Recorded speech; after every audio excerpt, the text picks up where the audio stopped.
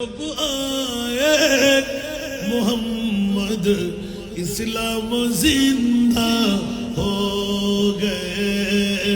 जग में जब आए मोहम्मद इस्लाम जिंदा हो गए। भूतों ने सब कलमा पढ़ा, भूतों ने सब कलमा पढ़ा, काफिर मुसलमान हो गए। जग में जब आए मोहम्मद इस्लाम जिंदा। যারা আসলেন যারা আসতে পারেনি ওদের পুরা কপাল, যারা আসলেন বড় কপাল। वो नबी प्यारे नबी जब दोनों जहां का बादशाह, जिसने उनकी हुस्नो कहा, जिसने उनकी हुस्नो कहा, जन्नत का मेहमान हो गया। जग में जब आए मोहम्मद इस्लाम जिंदा।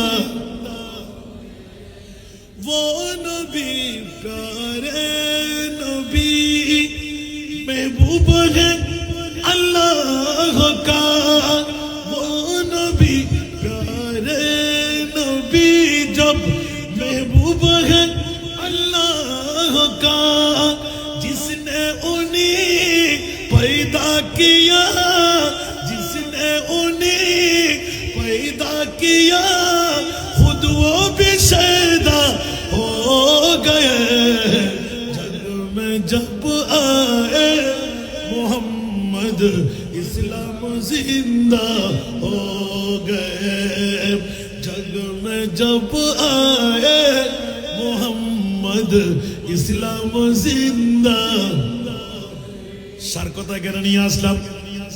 ওয়াইসুল কারণী অর্ধেক উম্মতের গুনাহ ক্ষমা করায় সিজদা থেকে উঠে চিৎকার দিলেন, এই মাওলা আলী, এই ওমর ইবনে খাত্তাব, আপনার তো সাহাবী রাসূল, পারলাম না আমি ওয়াইসুল কারণী ঠকে গেলাম। কিন্তু মনে রাখবেন আখিরি জামানার একটি নির্দিষ্ট সময়ে আওলাদের রাসূলের পক্ষ থেকে বাগদাদের জমিনে এমন একজন জাত আসবে, যার বাবার নাম আবু সালেহ মুসা জঙ্গি, যার মায়ের নাম উম্মুল খায়র ফাতেমা।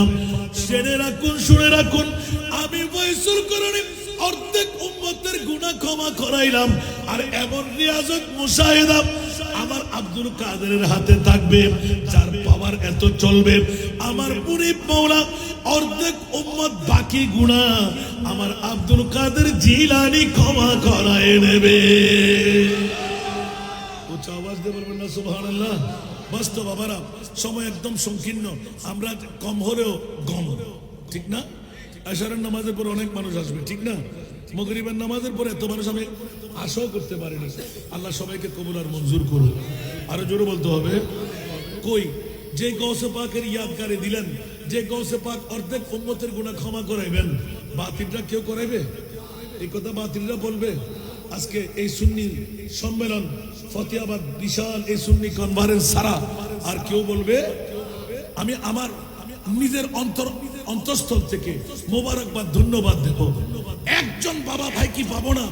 এই মাহফিল আগামী বছর, বিগত বছর আপনাদেরকে এরকম বলা হয় নাই। আমি আজকে থেকে 2-3 বছর আগে একবার বলেছিলাম, একজন বাবা ভাই কি নাই নিজের মায়ের গুনাহ, বাবার গুনাহ, দাদার গুনাহ, দাদির গুনাহ, নিজের গুনাহ, বিবির গুনাহ ক্ষমা করাইতে? আগামী